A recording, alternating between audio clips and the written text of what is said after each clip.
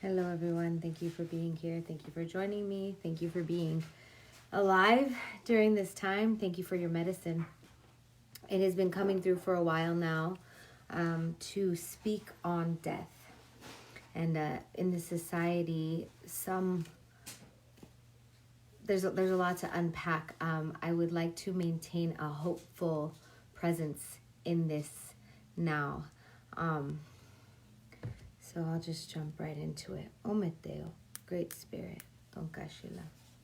All that is good, all that is sacred, all that is love. Great Spirit, I ask for reverence in the passing of souls to the next realm. Great Spirit, I ask for us to come to the edge of our comfort in exploring the new ways to see death that we have not yet seen. Great Spirit, I ask for the spirit of death to help us in our understanding. I ask for the spirit of death to show themselves gently without causing death, with only showing how death can show up in a way that offers. Great Spirit, I ask for us all to be present in honoring death as part of birth and birth as part of death. Great Spirit, I ask once again for gentle lessons, for gentle challenges. I ask that we are able to find what we are looking for. I ask that we are able to find peace in the perception of loss, to find peace in the illusion of death, and to find peace in the reality of death. Great Spirit, as your humble servant, I ask to be a vessel of your divine presence now. I ask for protection, Great Spirit, from any energies, entities, huchas of this lifetime, of past lifetimes, of future lifetimes.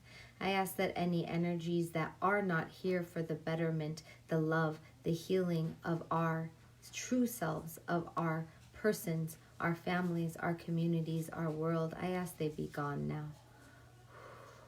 I ask for the transcendence of any souls in limbo now. Thank you, Great Spirit, for the water. Thank you for the food. Thank you for all the lessons. I ask that we are present here now to learn. I ask that we are present here now to receive. I ask that we are present here and now to grieve. I ask that we are present here and now to receive. Thank you for this time. Thank you for these moments. Thank you for life, Great Spirit. Thank you for death, Great Spirit. Great Spirit, may we please hold space for all of the lessons and all of the healing in all of the lessons. All right. So,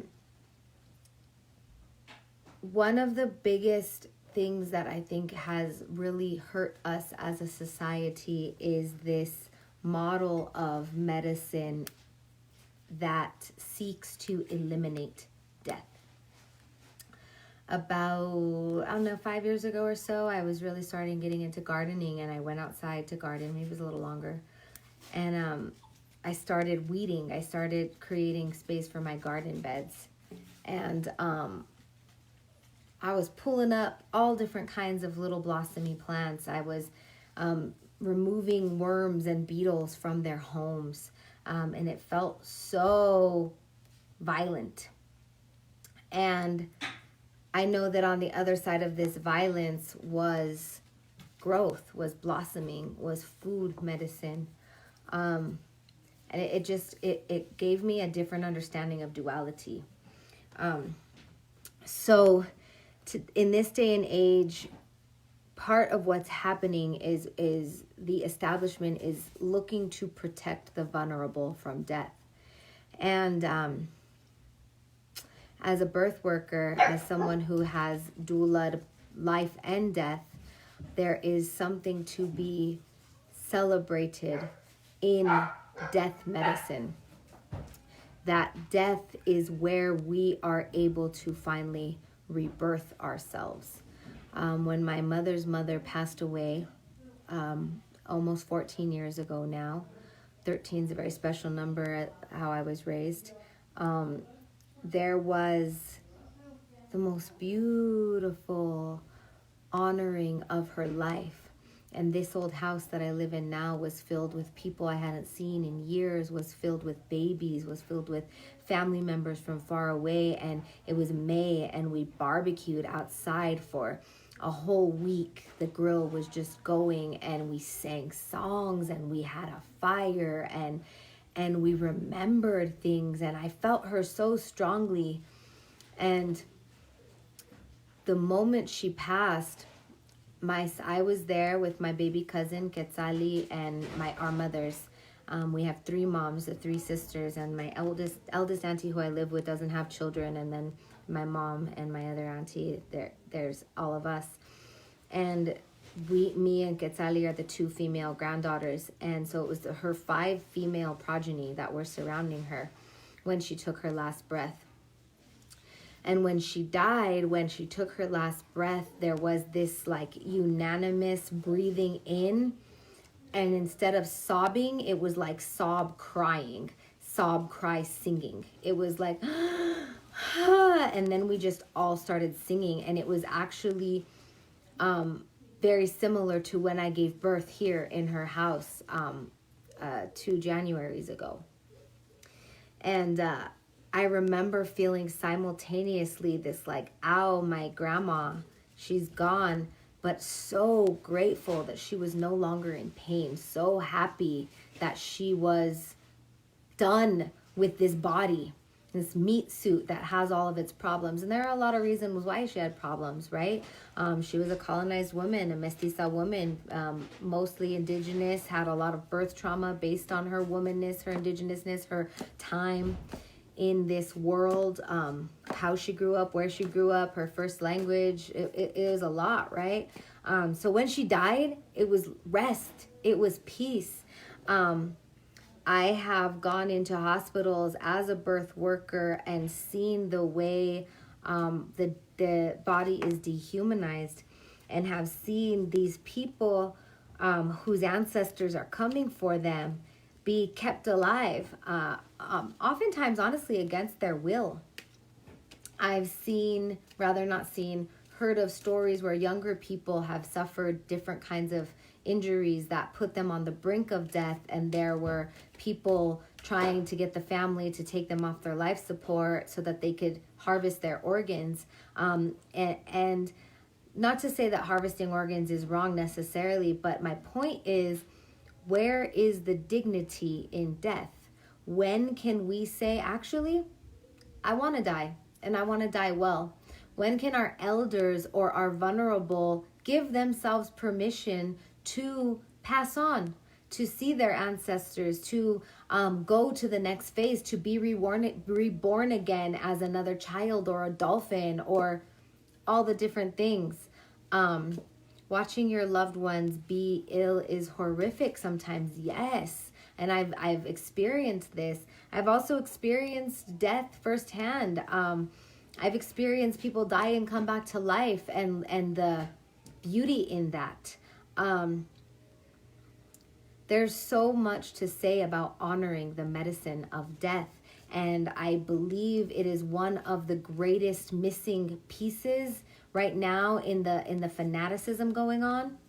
I believe that us disallowing death medicine is creating an urgency that doesn't need to be there. And I believe that the industry has pit us against death to sell us things. If we were all okay with dying, would we spend so much money on not dying? Would we spend so much resources on not dying? Would we all be locked in our houses right now to save people from dying? Specifically people who are probably already going to die. I heard a report today from a doctor that's saying that the orders in the hospital are to assume that people are getting COVID and that's why they're dying, whether or not they were in there for a previous heart condition, a liver condition, anything that would make them already on the brink of death. So, you know, anywhere is written, there's anywhere from 250 to 600,000 deaths per year from the flu alone. And there's so many different variations on this, and that's not necessarily my field. What I'm saying is, if we gave ourselves permission to die well, where would we be? How do you want to die? I've asked Great Spirit time and time again to let me die well, old and wrinkled, with my family surrounding me, just like my grandma did. That's how I see myself dying. I give myself permission to die old and wrinkled around all of my family. I have a friend who's like, I'm going to get mauled by a bear when I'm blank. I'm like, bro, that's how you want to go. Like, let people choose how they want to die. I have experienced the beautiful death of elderly people when it's time to die. Do they need that extra IV?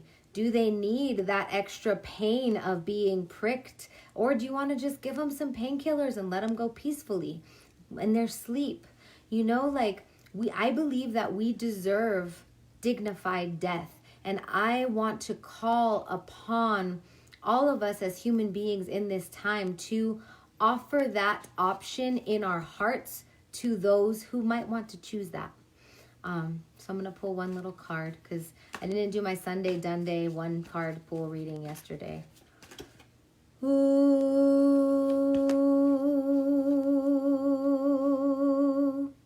I got the Lovers. The Lover is all about duality, of finding connection in the deepest parts of yourself to yourself. It's also about the other.